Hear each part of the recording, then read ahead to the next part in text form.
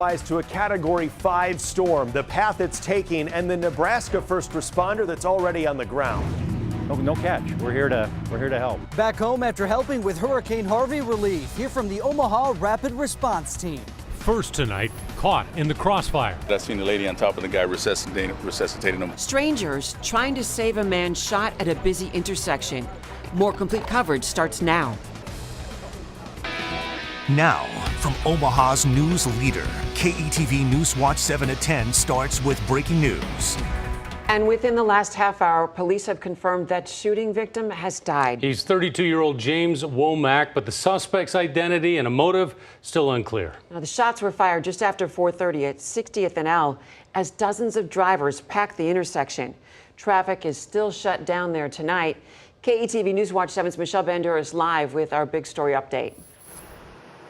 Julie, Rob, the scene here at 60th and L is now a murder investigation. The man who was in the Hills Brothers semi-truck, 32-year-old James Womack, has now died of his injuries. So now police are on the hunt for a killer who opened fire in the middle of the afternoon at this busy intersection. Bloodshed at a busy Omaha intersection. It's terrible that something like that had to happen over nothing. Police say someone shot a man in his 30s about 4:30 Monday afternoon at 60th and L. The victim connected to this Hills Brothers semi-truck. We don't have information exactly how a victim or suspect may have known each other, if it was a road rage incident. Preliminarily, it's too early to say one way or the other exactly what led to the shooting. At that time of day, plenty of witnesses for the police to interview, including this nursing student. Her family tells me she performed CPR on the victim before paramedics took over. A man driving by saw her trying to save the man's life. When we got to the stoplight, I seen somebody resuscitating the guy on the ground, right there on the median. And when I got down there by F Street, 60th and F Street, that's when they said that somebody had been shot, because I put out my police scanner. The shooter got away, and police need help finding this person before they turn violent again. There's always a concern when a shooting occurs in the city of Omaha. We can't say whether it's random or not. We do not know if the victim knows the suspect. It's always a public safety concern. Now, a possible piece of evidence that police are looking into, there was a Matt bus that was also at the intersection, and the camera on board may have recorded the shooting. So police are looking into that. They haven't confirmed anything yet, though, if there was anything on that video. Now, again, we don't have a suspect description to pass along, but police say the suspect may have taken off in a Chevy pickup. Police do need your help in tracking down this killer. If you have any information, do not hesitate to call Crime Stoppers at 402-444-STOP. Reporting live near 60th and L, Michelle Bandura, KETV NewsWatch 7. Okay, Michelle, thank you for the update. And an amazing photo of a car balancing on the side of a railing tonight. Police tweeted this picture. It's from I-480 and Highway 75 just after 7:30. We're told the driver of that car was going too fast when it lost control on the curve and then flipped. 2 people are in the hospital with serious injuries. Police shut down that area for the investigation. New video tonight of an afternoon armed robbery from inside the Creighton Federal Credit Union near 26th and Dodge. Cameras got a pretty good look at the 2 men when they came in around 3. One of them has a gun. Once they got the cash, they ran out and they got in a blue Pontiac G6. Police think they carjacked that from a woman minutes earlier at 28th and Charles. That suspect pulled a gun and stole her keys and the car. Take a closer look at the suspects and the car they got away in. A Crime Stoppers tip that leads to an arrest could get you $20,000. I'm David Earl on the live desk. Right now, we're tracking the tropics where Hurricane Maria rapidly intensified tonight to a Category 5 hurricane. This is video from the island of Dominica showing conditions as the hurricane strikes tonight. Winds of more than 150 miles an hour. Right now, the storm is bearing down with full fury on that tiny island of about 70,000 people. Made landfall within the hour. Across other islands, evacuations ahead of the storm. Many of these people are already now on their second evacuation, this time going from St. Croix to Puerto Rico. The chief for Nebraska's Task Force 1 is on the ground in Puerto Rico tonight. He's already attending a planning meeting with Puerto Rico Search and Rescue. In a tweet, the task force says the meeting was geared toward a preparation strategy for post-landfall. That landfall in Puerto Rico expected Wednesday. The big threats, mudslides and life-threatening flash flooding. The governor there declared a state of emergency, telling reporters the storm will be unlike anything ever seen before. All of that while Hurricane Jose sits off the northeast coast, causing riptides and beach erosion. Hurricane season only half over at this point. Goes until November 30th. Rob? David, thanks. The Omaha Rapid Response Team is back in the metro tonight after helping Texans recover from Hurricane Harvey's devastating floods. The all-volunteer group was there for nearly 2 weeks. KETV NewsWatch 7's James Wilcox is live with their story.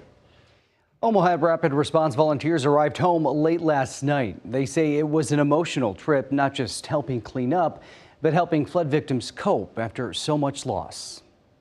That's great, isn't it? Yeah. These are just a few of the Omaha Rapid Response volunteers who just returned from Texas.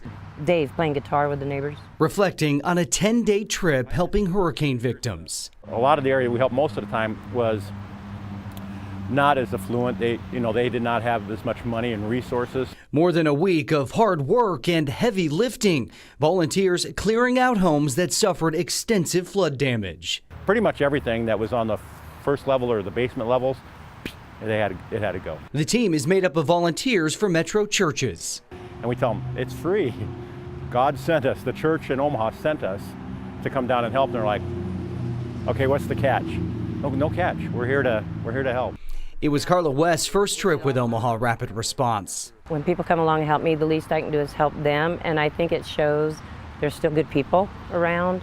The team repairing dozens of homes while building unforgettable bonds. The first home that we helped, it was the Williams family, and he came out and he said, I want to do a barbecue for you. And he got all the neighbors together and they got barbecue chicken and ribs and all kinds of stuff. Neighborhoods grateful to see the selflessness of strangers. Volunteers ready to do it again. We're helping them, and they have no idea how they're impacting our life as well. The Omaha Rapid Response Team travels the world helping in disaster zones. They say the work in Houston is far from over. They'll have another group heading down to help in just a few weeks. James Wilcox, KETV NewsWatch 7. There are so many good people. Thanks, James. Well, now the latest on our weather. Weather now, Chief Meteorologist Bill Ramby is live with the upfront forecast so you can plan your day. Bill.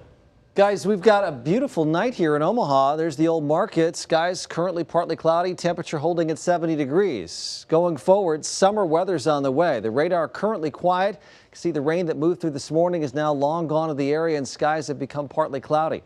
So looking ahead here, a little fog possible in the morning, otherwise windy and much warmer for Tuesday afternoon. A real return of summer weather as the rain takes a break for a couple of days. Here is my hourly planner. Temperatures in the 70s in the morning, but upper 80s by later in the day. Rob? All right, thanks, Bill. Heavy rain fell on crews this morning as they worked to pull a man from the Missouri River. Right now, it's still not clear how the man got into the water, but someone from a nearby condo spotted him just after 9 this morning. Crews from multiple agencies responded near the Bob Carey pedestrian bridge. Still don't know the man's name, though, or how he's doing tonight. And more crime coverage at 10. Lincoln police hope that you can help identify an armed robbery suspect by his voice. Hurry up, hurry up, hurry up! Right now, get it, get it! Give it to me right now, I'm getting it! I'm getting it. That's all I have in my drawer. Now, that happened around 5 last Wednesday at the Paycheck Advance store near 44th and Cornhusker.